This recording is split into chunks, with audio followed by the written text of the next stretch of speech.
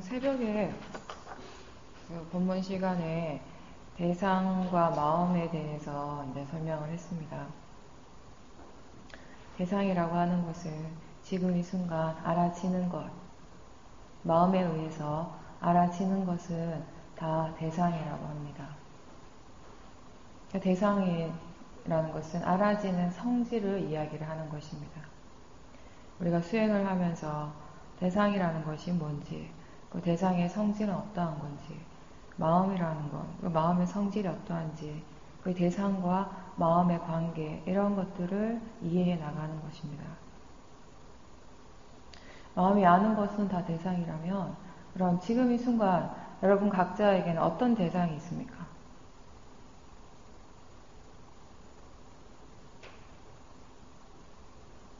느끼는 것을 알면 그 느낌이 대상이고, 보이는 것을 알면 그것이 대상이고, 생각이 일어나는 것을 알 때는 생각이 대상이라는 겁니다. 네, 수행에서는 대상과 마음이 항상 함께 일어나고 있는데, 중요한 부분은 이 수행이란 대상 쪽의 일이 아니라 마음에 관한 일이라는 것입니다.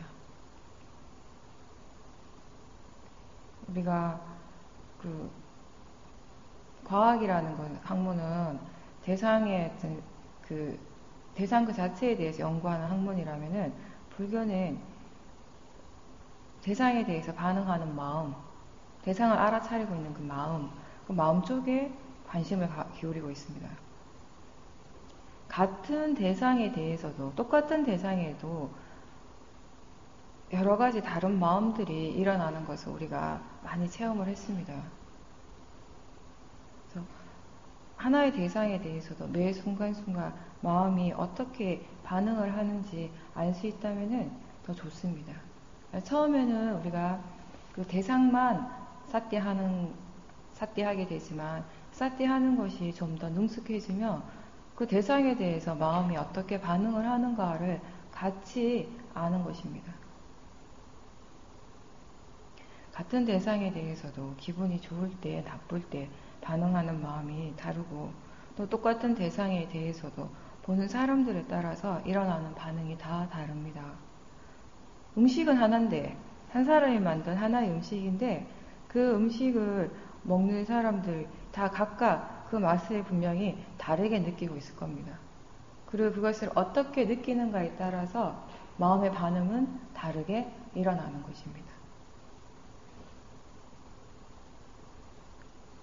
맛은 그냥 마실 뿐인데, 한국 사람들은 된장찌개, 청국장 좋아하잖아요.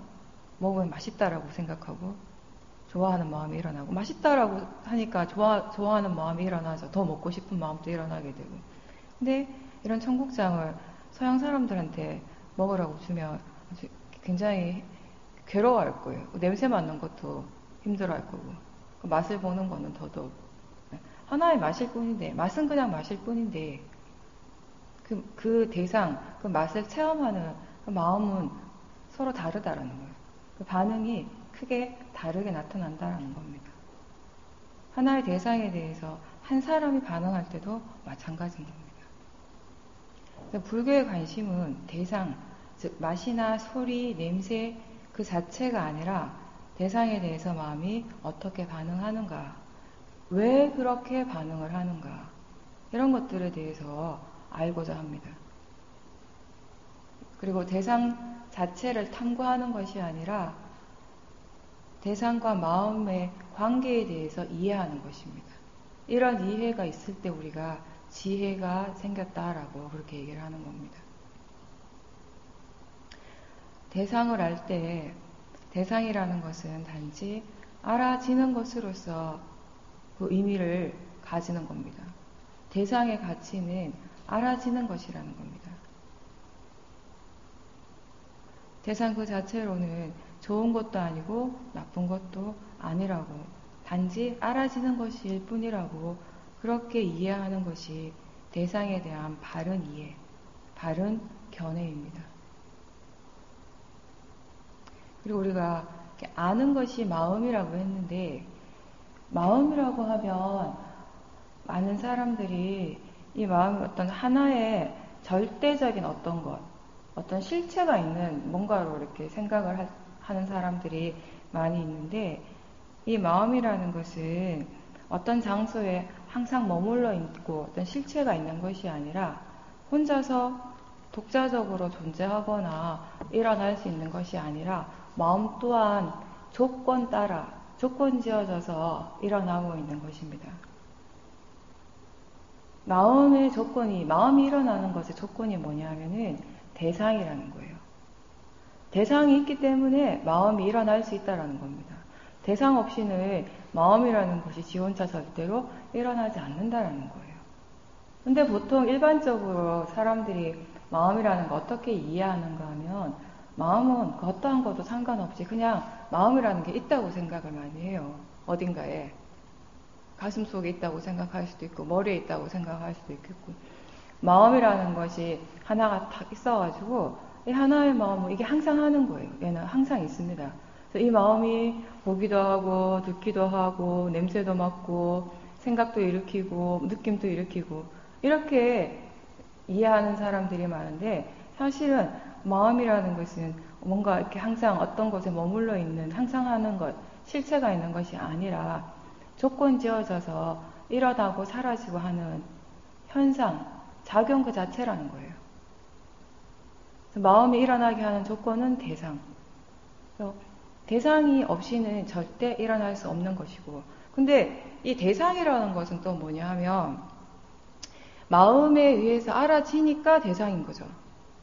대상 또한 마음 없이 어떠한 의미를 지닐 수가 대상이 될 수가 없는 거예요, 사실상.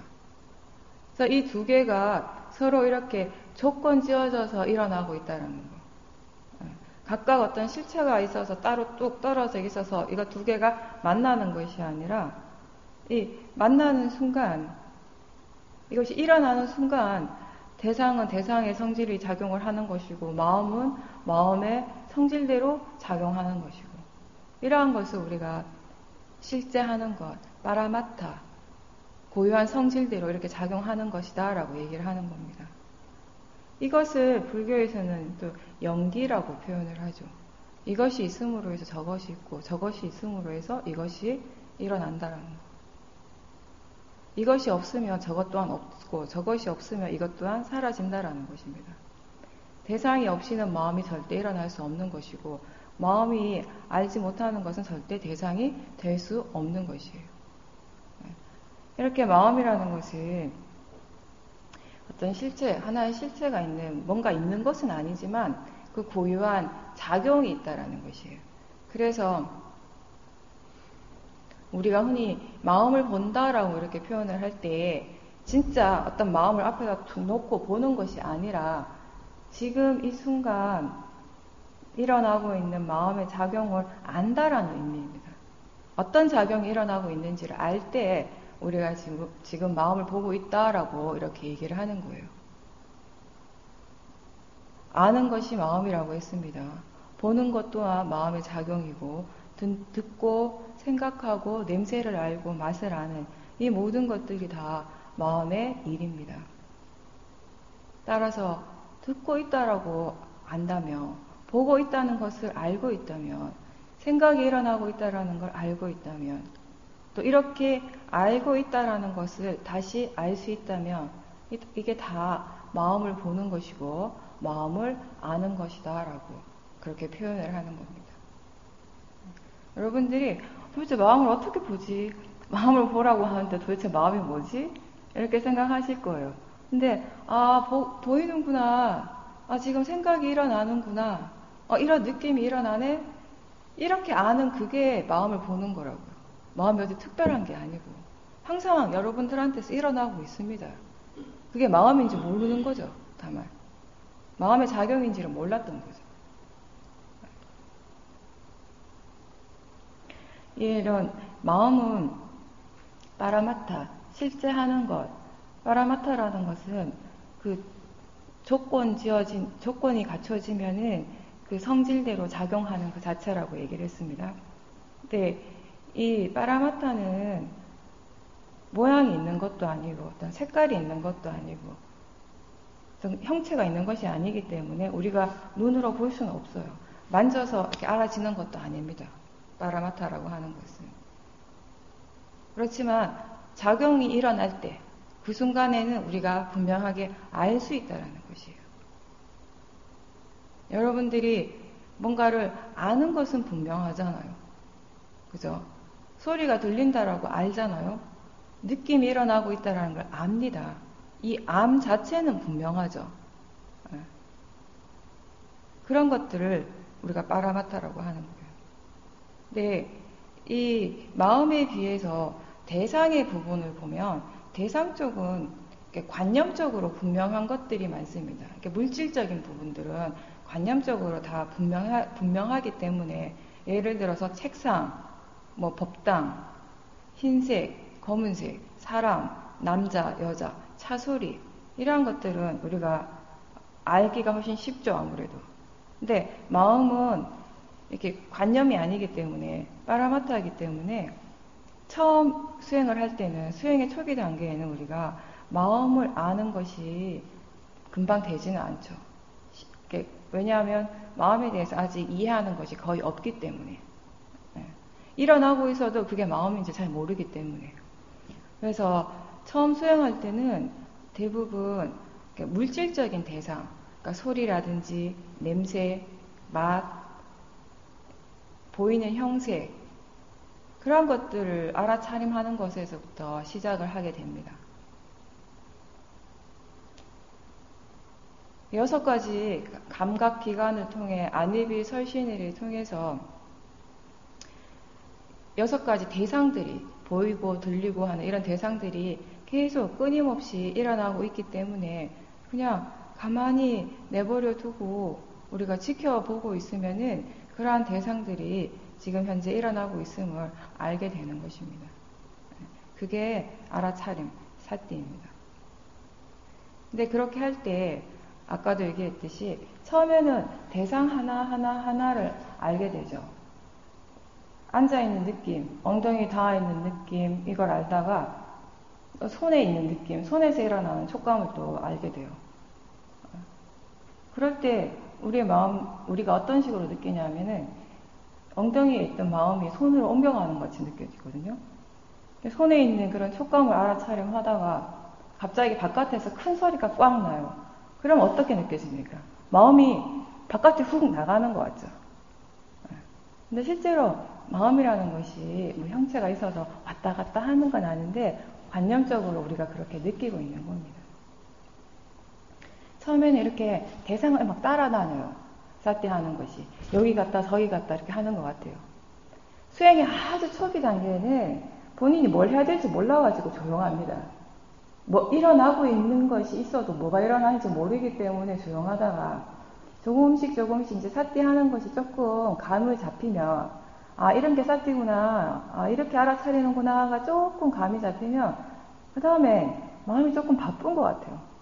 지금 여러분들 중에 그런 단계에 있는 분도 계실지 모르겠는데 마음이 계속 여기 갔다 저기 갔다 쉬지 않고 막 움직이는 것 같은 거예요. 바쁘게 느껴지거든요.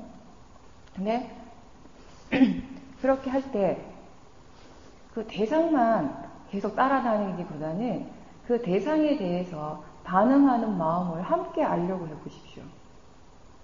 소리 들리는 걸 알 때 마음이 소리 쪽으로 훅 가죠. 아 들리는구나, 소리가 나는구나 라고 사띠할 때 그 다음에 이 소리에 대해서 마음이 어떻게 반응하는가, 좋아하는가, 싫어하는가 이러한 것들을 함께 알 수 있으면 더 좋습니다. 여기서 말하는 사띠는 좋은 사띠라고 하는 것은 하나의 대상만 집중해서 아는 사띠가 아니라 하나를 알면서도 동시에 다른 대상들도 함께 아는 정도의 사띠, 그런 사띠를 우리가 좋은 사띠라고 얘기를 합니다. 그리고 수행하는 데 있어서 가장 중요한 거는 견해가 발라야 된다는 것이거든요. 이 얘기는, 견해에 대한 얘기는 여러분들이 수행하는 기간 내내 가장 많이 듣게 되는 말입니다. 지금 제가 여기서 여러분들하고 함께하는 이 수행 방법은 위파사나 수행 중에서도 우리가 흔히 쉐오민 방법이라고 부르는 수행 방법입니다. 이게 지금 현재 윗바사나 수행, 이 사념처 수행이 전 세계에서 미얀마가 가장 그 수행의 그 중심이거든요. 지금 현재는 많은 윗바사나 수행에 관심이 있는 많은 사람들이 전 세계 각국에서 미얀마에 가서 이제 수행을 하고 있는데, 그 미얀마에 가면은 유명한 큰 센터들이 몇 군데가 있습니다. 여러분들 아마 다 들어보셨을 텐데, 마하시 센터, 마하시가 있고, 그다음 참매, 반티타라마, 시우민, 파옥센터, 이 5군데가 가장 대표적 유명한 센터들인데, 이제 각 센터마다 수행하는 방법적인 측면에서 좀 차이가 있습니다. 이 마하시나 반디타라마, 참매 같은 경우는 신념처, 몸을 주로 보는 수행에서부터 시작을 하고, 지금 여기서 하는 시오민 수행의 가장 큰 특징은 사념처 중에서 심념처, 마음을 굉장히 많이 강조한다는 것이에요. 신수, 신법, 이 4가지 중에 어떤 것을 대상으로 해도 상관은 없습니다. 마음만 보라는 것은 아니고, 그 4가지 중에서 우리가 마음 쪽에 더 많은 그 관심을 기울인다, 이렇게 표현을 할 수 있죠. 근데 이 시오민 수행에서 가장 강조를 하는 것이 뭐냐면은, 수행하고 있는 그 마음, 사태하는 마음의 상태, 사태하는 마음의 질이 어떠한가, 바른 견해로서 수행을 하고 있는가. 수행이라는 것은 무조건 한다고 다 잘하는 것이 아니라는 거예요. 바르게 할 때 잘할 수 있는 것입니다.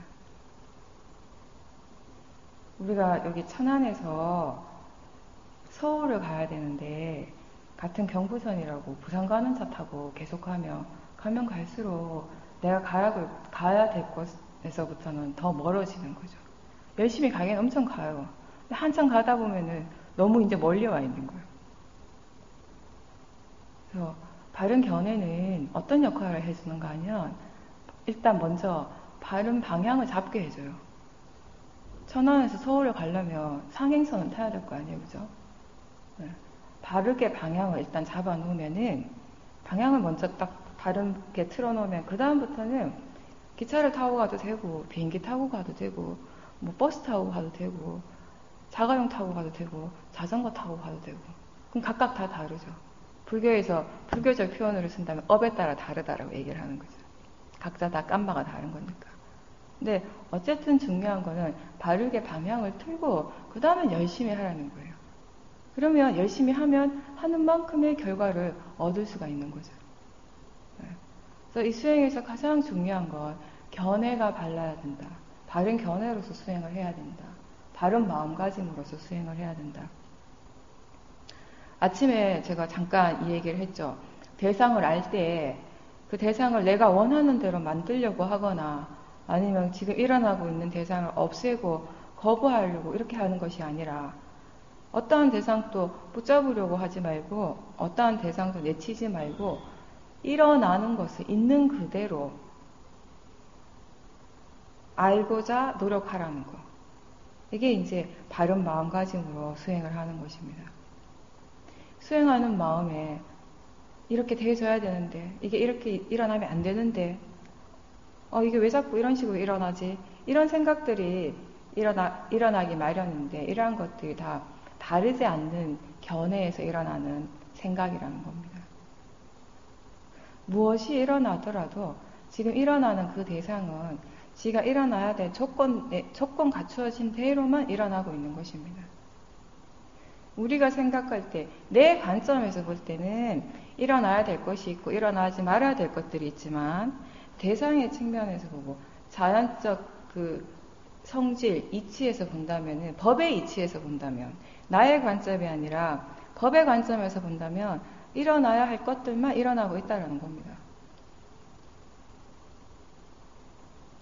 그래서 바른 견해를 우리가 수행에 적용을 시킬 때 이게 굉장히 어려운 문제거든요. 생각이 발라야 된다는 것은. 그거는 어떤 의미인가 하면 이미 수행하는 마음에 이해가 바탕이 되어 있다는 것이에요. 그렇지 않고는 우리가 바른 생각을 하는 것이 쉽지가 않습니다. 그래서 이 바른 견해를 수행에 적용시키는 어떤 이 방법적인 면이라고 할까? 그런 면에서 우리가 두 가지를 항상 일깨워 주기라고 얘기를 해요. 그 두 가지가 뭐냐면은 대상은 단지 대상일 뿐이다. 대상은 그냥 대상일 뿐이다라는 거. 그 다음에 두 번째는 일어나고 사라지는 모든 것들은 다 자연적 이치이다. 법의 이치다. 이 두 가지를 계속 이제 일깨워 주라고 얘기를 합니다. 첫 번째, 대상은 단지 대상일 뿐이라는 거. 계속 지금 설명한 거예요. 그죠? 우리 마음이라는 것이 어떤 것에 대해서 이게 좋다라고 생각을 하고 그걸 믿고 있으면은 그게 아무리 차갑거나 아무리 뜨거워도 화가 안 납니다. 가장 대표적인 게 뭐냐면은 우리가 사우나 가잖아요. 그죠? 근데 그 온도가 상당히 높아요. 그죠? 여름에, 한여름에 땡볕에 밖에 나가서 막 일하라 그러면 짜증나죠? 일하면서 땀나면은 화나잖아요. 짜증나고. 사람들 더울 때 땀나고 이러면은 불쾌지수 높아가죠. 그죠? 근데 더워서 온도가 올라가서 땀이 난다라는 점에서는 똑같거든요. 근데 사우나 가서 땀 흘리면 기분 굉장히 좋아해요, 사람들이. 시원하다라고 생각하고. 그건 좋은 거라고 생각해요. 덥다라는 점. 더워서 땀이라는 물질이 생긴다라는 거. 똑같거든요, 그 이치는. 근데 우리가 이거는 좋아할 만한 것, 이건 좋은 것이라고 생각하고 믿으면 아무리 더워도 거기에 대해서 화가 안 난다고요. 점점 더 그냥 좋다라고 생각을 하지. 그런 것들이 바로 견해의 차이라는 것이에요. 어떤 견해를 가지는가에 따라서 대상을 알 때, 대상을 딱 체험을 할 때 그 체험하는 마음, 알아차리는 마음이 어떤 마음가짐인가, 어떤 견해인가에 따라서 탐심이 일어날 수도 있고 진심이 일어날 수도 있고 지혜가 일어날 수도 있다는 것이에요. 또 하나는 어떤 게 있냐면 이거는 제가 되게 사람들 보면서 재밌게 생각한 건데 수행할 때 웬만큼 수행하시는 분들도 이렇게 다루기가 힘든 대상 중에 하나가 뭐냐면 공포감, 공포심, 두려움 이런 것들이 일어나면은 관찰하는 걸 그냥 있는 대로 이렇게 일어나는 대로 이렇게 지켜보는 게 쉽지 않거든요. 근데 여기 사람들이 그런 그 느낌 자체를 굉장히 싫어하죠. 공포감, 두려움 이런 거. 근데 돈 내고 극장 가가지고 영화를 막 봐요. 공포 영화 막 소리 지르면서 눈도 다 못 뜨면서도 막 스릴감을 느끼고 막 좋다라는 느낌 막 올라오잖아요. 여기 위에서 뭔가 안에서 막 올라오고 있잖아. 어떤 느낌이. 그죠? 예. 그러니까 어떨 때는 그게 너무 싫은 느낌이지만 어떨 때는 일부러 내가 돈 주고도 즐기려고 하는 느낌이 된다는 것이에요. 어떤 견해를 가지고 있는가, 거기에 대해서 어떻게 생각하는가에 따라서 그 대상을 받아들이는 마음의 차이가 엄청나다라는 겁니다. 근데 대상이라는 것은 알아지는 것이라고 했어요.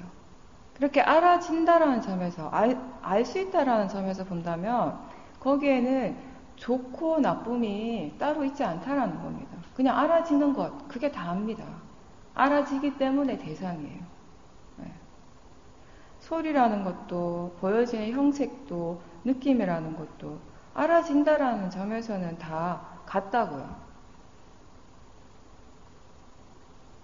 소리가 좋은 대상이고, 뭐, 느낌이 더 좋은 대상이고, 더 좋지 않은 대상이고, 그런 것이 아니라, 알아지는 대상으로서는 다 같다라고, 그렇게 알아야 됩니다. 클래식 음악 소리든지, 아니면 바깥에 빵빵하는 차 소리든지, 아이의 울음소리든지, 자연의 어떤 새소리라든지, 이 모든 것들이, 이 모든 소리들이 알아지는 대상으로서는 다 같습니다. 들리는 대상으로서는 다 같다고요. 매운맛이든 뜨거운 맛이든 단맛이든 짠맛이든 알아지는 대상으로서는 다 같습니다. 맛으로 알 수 있는 대상이라는 점에서는 다 같다라는 것입니다. 부드러운 촉감이든 딱딱한 촉감이든 차가운 것이든 뜨거운 느낌이든 알 수 있는 대상, 알 수 있는 느낌으로선 다 같다라는 것입니다. 근데 우리가 어떤 대상을 이건 좋은 것이다 라고 그렇게 생각을 하고 이렇게 판단을 해버리면은 자꾸 그것을 추구하려고, 그걸 쫓아가려고 하는 마음이 생기게 되고, 이런 게 탐심이죠. 그걸 유지하려고 하는 애착이 생기게 됩니다. 집착이 일어나게 되는 겁니다. 이게 좋지 않은 것이다 라고 생각하고 그렇게 판단을 할 때는 없애려고 하고 화의 마음이 일어나게 되는 것입니다. 그 대상에 대해서. 근데 소리를 들을 때 우리가 와 아름답다, 뭔가를 볼 때도 그렇고 소리를 들을 때 아름다운 소리다 라고 그렇게 생각을 할 때 우리의 마음이 자연스럽게 그 소리가 아름다운 것이다 라고 믿고 있습니다. 그 소리 자체가. 근데 사실 소리는 소리일 뿐이에요. 그죠?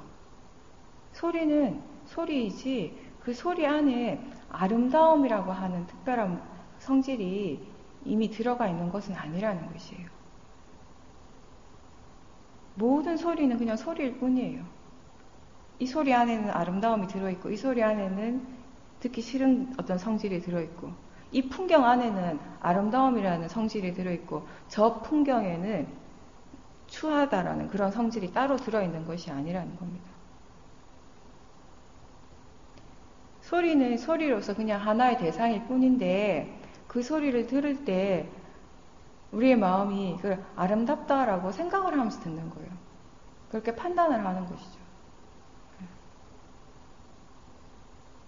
그래서 마음이 어떻게 생각하는가에 따라서 반응하는 것들이 다르게 일어나게 되는 것입니다. 근데 사실은 대상이라는 것은 좋은 것도 아니고 나쁜 것도 아니고 단지 알아지는 것이라는 것. 알아지는 그 성질 안에는 좋은 것 나쁜 것이 따로 있지 않다라는 것. 그래서 무엇을 알든지 간에 대상은 그냥 단지 대상일 뿐이다라는 것은 어떠한 것도 대상 그 자체로서 좋은 것, 나쁜 것이 따로 있지 않다라는 겁니다. 그냥 알아지는 것일 뿐이다라는 겁니다. 아무리 많은 대상들이 보여지고 있어도 보인다라는 사실로서는 하나인 거고, 아무리 많은 소리가 지금 들리고 있어도 들리고 있다라는 사실, 들린다라는 성질로서는 다 하나라는 겁니다. 느낌도 마찬가지고 맛도 마찬가지고. 그렇게 알아야 한다라는 의미에서 우리가 대상은 그냥 대상일 뿐이라는 것이에요.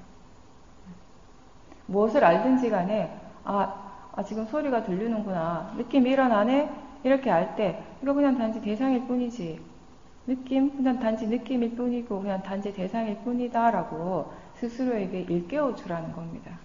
그렇게 일깨워 주지 않을 때 우리의 마음이 습관적으로 지금까지 계속 해왔던 대로 여러 가지 상해작용을 일으키게 되는 거예요.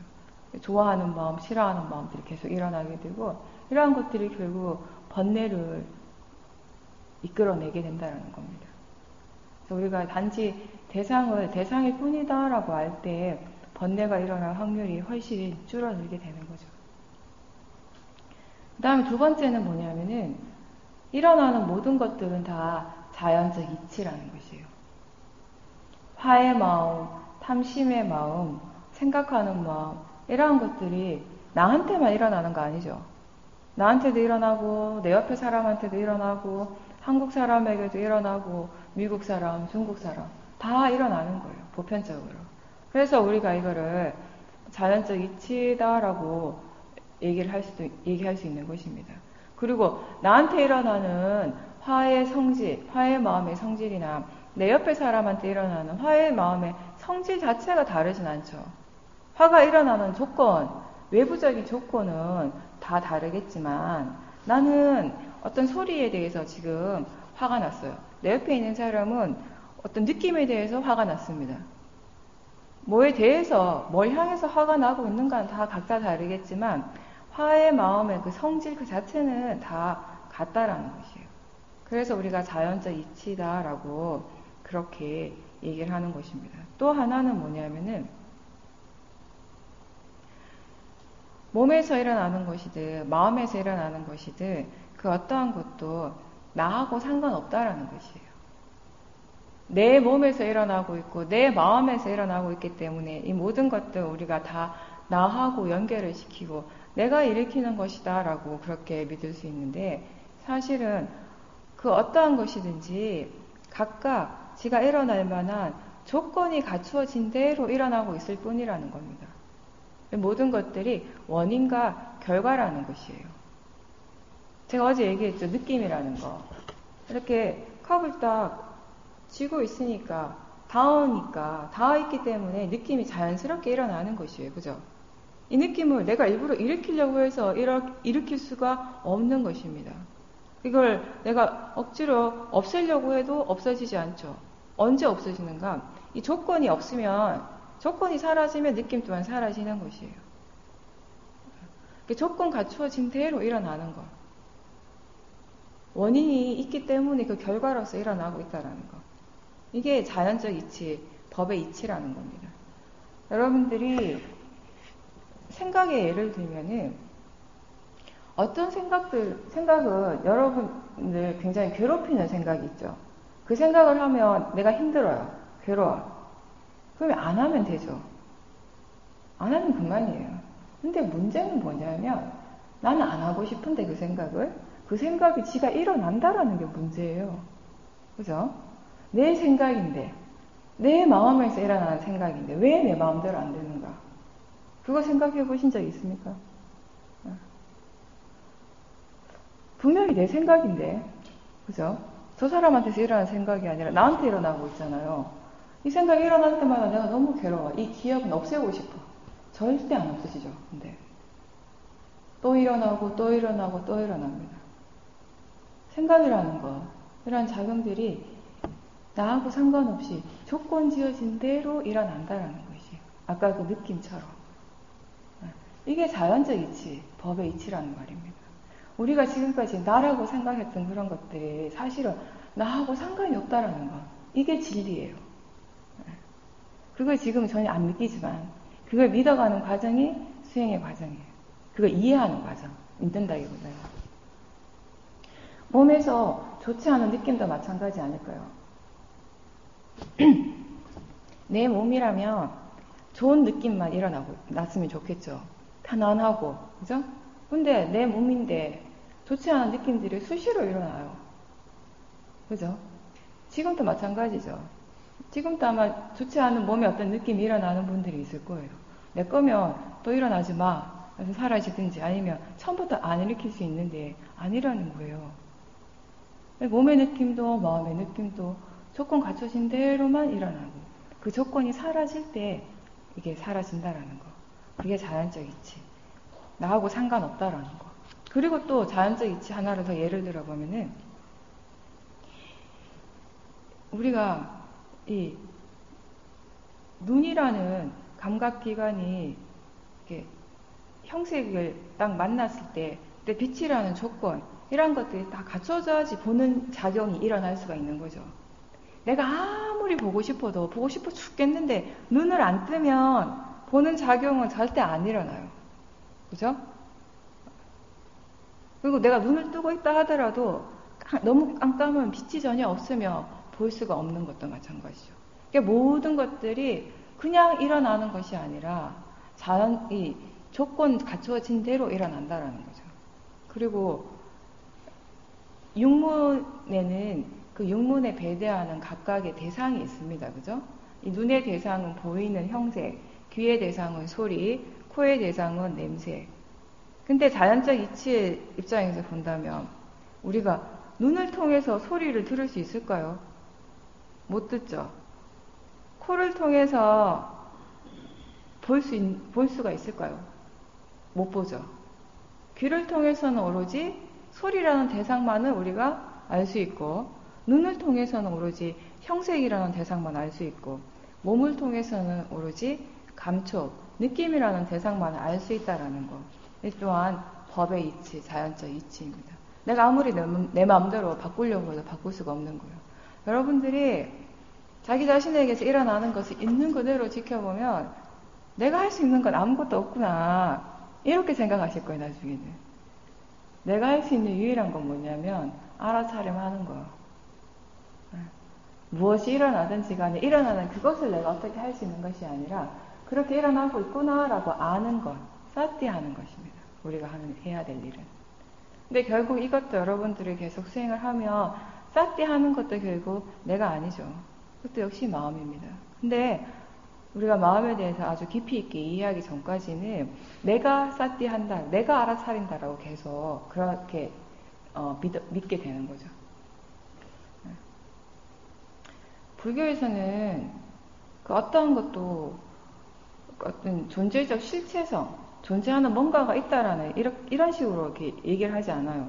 그 대신에 그것이 어떻게 존재하고 있는가, 존재하는 방식, 존재 양상 또는 일어나는 것의 이치, 이걸 설명하는데 그걸 이제 우리가 연기라고 표현을 한 거죠. 네.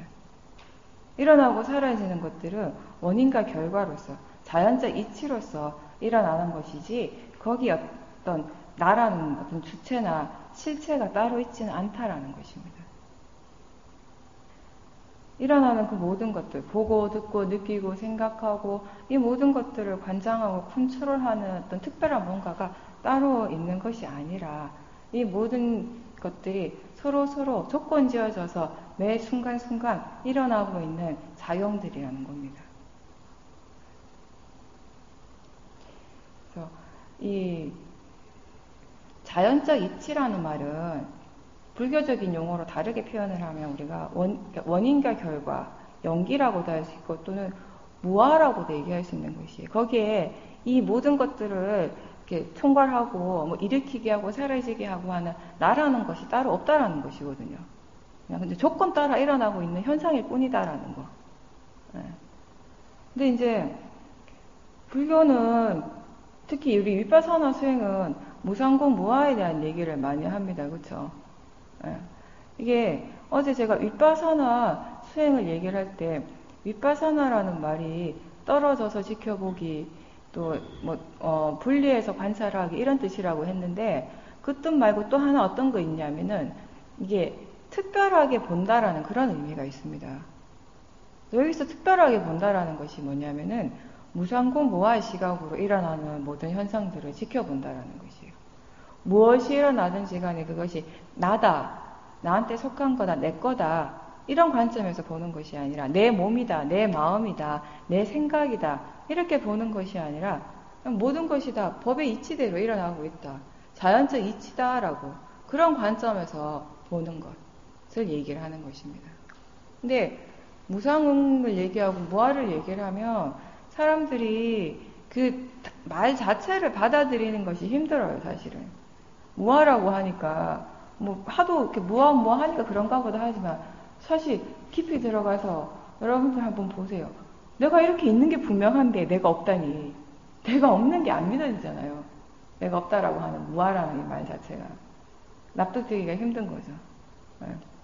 그러니까, 이게, 뭐, 무아라는 말, 무상이라는 말 대신에 우리는 여기서 그냥 자연적 이치다 이렇게 표현을 하는 것이에요. 뭐가 일어나든지 간에 원인과 결과대로 일어나는 그냥 자연적 이치일 뿐이다. 법의 성품대로 일어나는 것이다 라고 이렇게 표현을 하는 거죠. 자, 여러분들이 사띠 할 때, 알아차림할 때 이걸 항상 같이 하셔야 돼요. 대상은 단지 대상일 뿐이고 지금 이렇게 일어나는 것은 단지 자연적 이치일 뿐이다 라고 일깨워주는 것. 이렇게 바른 견해에서 수행을 해야 되는 겁니다. 그냥 알기만 하는 것이 사띠가 아니라 사띠라고 할 때는 항상 바른 견해로서 알아차림하는 것. 그 의미를 잊어버리시면 안 됩니다.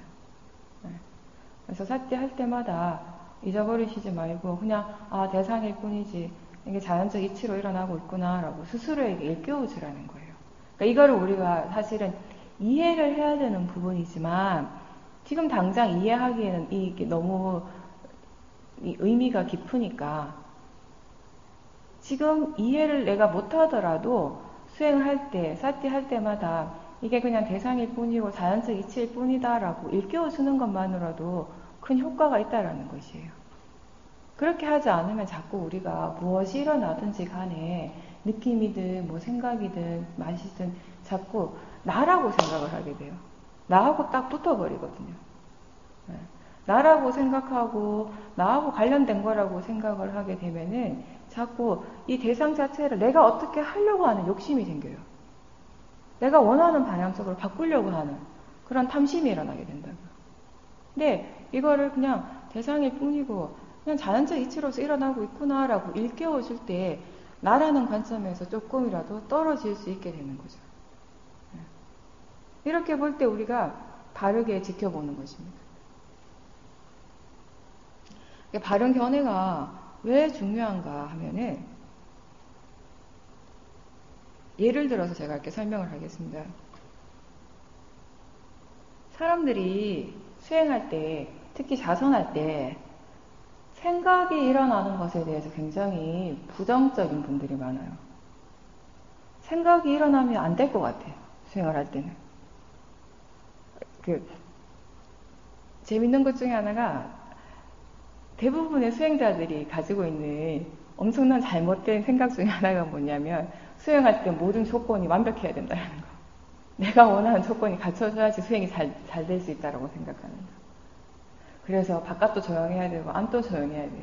밖에도 소리가 나면 안 되고 내 안에서도 생각이 일어나면 안 되고 그러면 수행 안 해도 돼요. 그런 분은. 이미 수행 끝난 분이에요. 사실은. 그런 단계가 되면. 근데 실제로 내한테서 일어나는 건 그렇지 않다는 거예요. 항상 우리 삶의 고통, 삶의 괴로움은 어디서 일어나는가 하면 내가 원하는 대로 안 되는 데서 일어나요. 내가 바라는 대로 세상이 나한테 안 받쳐줘, 이 세상이. 그래서 수행은 세상을 나한테 맞추라고 하는 것이 아니라 그 세상이 돌아가는 그 이치를 내가 이해를 하고 하니까 내 마음이 거기에서부터 집착이 떨어지는 것을 얘기하는 겁니다. 수행하지 않을 때는 왜 나한테 안 맞추냐고, 왜 내가 원하는 대로 되지 않느냐고 괴로웠거든요. 근데 수행을 하고 뭔가 마음에 대해서 이해를 하고 보니, 자연적 이치를 이해하고 보니, 모든 것들이 지 각자 지가 해야 될 대로, 지가 일어나야 될 대로만 일어나고 있을 뿐이었구나. 그걸 좀 이해하고 나니까 받아들여진다라는 것이에요. 생각의 부분에 있어서 사람들이 자선을 이렇게 하는데 생각 때문에 수행이 안 된다고 생각을 하거든요. 생각이 너무 많이 일어나서 수행이 안 된다고. 생각만 좀 안 일어나면, 좀 적게 일어나면 수행을 잘할 것 같은데 생각이 좀 적게 일어나면 분명히 또 딴 게 여러분을 괴롭힐 겁니다. 우리가 이 법의 이치, 법의 성질에 대해서 이해하지 못하는 이상은 항상 괴로움이 일어나게 되는 거예요. 하나의 대상이 사라지면, 나를 괴롭히던 하나가 사라지면 이것만 없으면 다 좋을 것 같죠. 얘가 사라지고 나면 또 다른 애가 딱 일어나요. 근데 법의 이치를 이해하고 나면 이게 일어나든 저게 일어나든 이것 때문에 괴롭지도 않고 저것 때문에 괴롭지 않게 되는 것이에요. 이게 안 일어나서, 저게 안 일어나서 내가 안 괴로운 것이 아니라.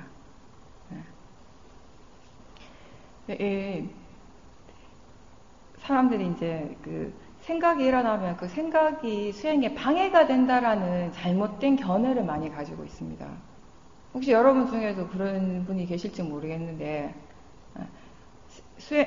생각은 수행에 방해가 되는 것이다. 이런 견해를 가지고 수행을 할 때, 자선을 할 때, 생각이 일어날 때마다 어떻게 되겠습니까? 마음이 화가 나겠죠. 얘 때문에 내가 지금 수행을 못하는구나. 근데 사실상 생각이라는 건 마음의 작용이에요. 마음이 있으면 생각이라는 것은 반드시 일어나게 되어 있는 겁니다. 그게 법이에요. 생각 때문에 수행을 못하는 것이 아니라 생각이 수행에 방해가 된다라는 그 생각 때문에 수행이 안 되는 거예요. 잘못된 견해 때문에. 생각 또한 대상일 뿐이다라고 안다면, 지금 내가 1시간 내내 얘기한 게 그거잖아요. 뭐가 일어나도 그냥 대상일 뿐이다. 생각 또한 대상일 뿐이다라고 알고 있다면은 생각이 일어날 때마다 알아차림하는 거죠. 생각이 일어나는구나. 마음이 지금 생각하는구나. 이렇게 대상이지. 이게 자연적 이치로 일어나는 것일 뿐인데 이게 수행이죠.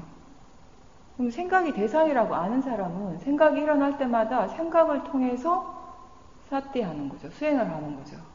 그렇게 계속 해 나갈 수 있다면은 생각이라는 대상을 통해서 마음의 힘을 키우는 일을 하는 것입니다. 같은 대상인데 내가 어떤 견해를 가지고 있는가에 따라서 화가 나기도 하고 지혜가 일어나기도 한다고요. 마음의 힘이 커지기도 하고 마음의 힘이 또 떨어지기도 하고 그게 대상 탓이 아니라 생각 탓이 아니라 그 생각을 지켜보는 마음의 견해의 문제라는 겁니다. 그래서 어떠한 대상이든지 일어날 때마다 알 때마다 단지 대상이고 자연적 이치다라고 일깨워지라는 겁니다. 그렇게 일깨워질 때 우리가 수행을 하고 있는 것이기 때문에 대상과 싸우지 않거든요.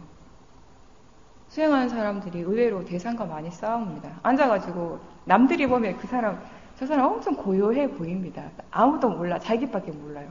네. 엄청 저 사람 수행 엄청 잘한다. 2시간 저렇게 앉아있네. 2시간 동안 1시간 55분을 싸우고 있어요. 대상하고 막. 이게 왜 일어나지? 이게 빨리 없어져야 되는데 다리가 아파 죽겠는데 이러고 있거든요. 네. 아무리 2시간을 앉아있어도 수행을 잘했다라고 얘기할 수 없죠. 30분을 앉아있어도 앉아있는 동안에 알아차림 하라는 겁니다. 그게 훨씬 여러분 자신에게 이익인 것입니다. 남들 보기 좋게 앉아있는 게 뭐가 중요합니까? 그죠? 나한테 실질적인 이익이 있어야 되는 거지. 그리고 제 생각도 그렇고 또 하나가 사람들이 수행할 때 굉장히 예민하게 반응하는 거 소리. 무조건 조용해야 되거든요. 시끄러우면 절대 수행 안 된다고 생각을 하죠. 바깥에 소리가 나면 수행이 안 된다라고. 물론 처음에는 좀 그런 부분들이 있죠. 우리가 수행이나 마음의 작용들에 대해서 이해하지 못할 때는 당연히 외부의 영향을 많이 받습니다. 근데 윗바사나 수행하는 사람들은 이 수행 자체에 대한 이해가 깊어지면 깊어질수록 그 외부의 영향을 안 받게 되는 겁니다. 큰 소리가 수행에 방해라는 견해를 가진 사람하고 소리 또한 그게 큰 소리든 작은 소리든 그냥 마음이 알 수 있는 대상일 뿐이다 라는 이런 견해를 가진 사람 중에 누가 수행을 더 잘하겠습니까? 이 소리 자체의 문제가 아니죠. 어떤 견해를 가지고 있는가의 문제라는 겁니다. 소리가 수행의 방해라고 생각하는 사람은 소리가 날 때마다 진심, 화가 일어나게 되지만 소리 또한 대상일 뿐이다 라고 아는 사람은 소리를 들을 때마다 그 소리를 통해서 알아차림을 하는 겁니다. 윗바사나 수행을 할 때는 꼭 반드시 외부의 조건이 조용해야 되는 것은 아니에요. 그냥 알아차리는 그 자체가 수행이기 때문에 조용한 데서만 수행을 할 수 있다면 문제가 뭐냐면 여러분들이 집에 돌아가서 수행하기가 상당히 힘들어진다는 거예요. 그죠? 여기처럼 호두마을처럼 조용한데 세상에 잘 없죠. 집에 돌아가고 직장에 돌아가시면 일단 이 밖에만 나가가지고 큰 길에만 가도 차 소리부터 시작해서 많은 소리들이 일어나고 있잖아요. 그죠? 근데 조용한 환경이 꼭 수행에 꼭 필수적이라면은 그럼 우린 수행에 엄청난 타격인 거죠. 천만다행에 이 윗바사나 수행은 그 조용한 환경이 꼭 필요한 것은 아니라는 겁니다. 다만 우리한테 필요한 건 뭐냐면 소리 그 자체가 그냥 대상일 뿐이라고 아는 이해. 그 이해만 있으면 어디서든지 수행을 할 수 있다라는 겁니다. 그래서 윗바사나 수행의 가장 장점은 뭐냐면은 장점 중에 하나는 언제 어디서든지 수행할 수 있다는 거. 견해가 바르면. 여러분들이 직장에 돌아가셔서 집에 가셔서도 할 수 있는 일이라는 것이에요. 이게 현실과 따로 노는 것이 아니라 여기 와서 여기 호도마을이라는 곳은 그거 연습하는 공간입니다. 여기에서만 수행을 하는 것이 아니라 여기서는 집중적으로 뭔가를 아주 이렇게 인텐시브하게 연습을 하죠. 익히는 거예요. 학습을 하고 훈련을 하고 배우고 그 다음에 돌아가서 계속 수행을 해 나가셔야 하는 겁니다. 그래서 여기 있는 동안만 수행을 한다라고 생각을 하면 아주 잘못된 생각이라는 거죠. 밖에 나가서 원래 내가 살고 있는 그곳에 가서 그 자리에서 내가 진짜 수행을 할 수 있기 위해서 내가 지금 여기에 왔다라고 그렇게 아는 게 바른 견해입니다. 그래서 어떤 것을 알아차림하더라도 이게 단지 대상일 뿐이고 자연적 이치일 뿐이다라고 계속 일깨워주면서 수행을 해보십시오. 그렇게 하는 것이 수행에 어떤 도움이 되는지 한번 지켜보십시오. 그게 이 수행에 있어서 가장 중요한 부분입니다. 오늘 여기까지 하겠습니다.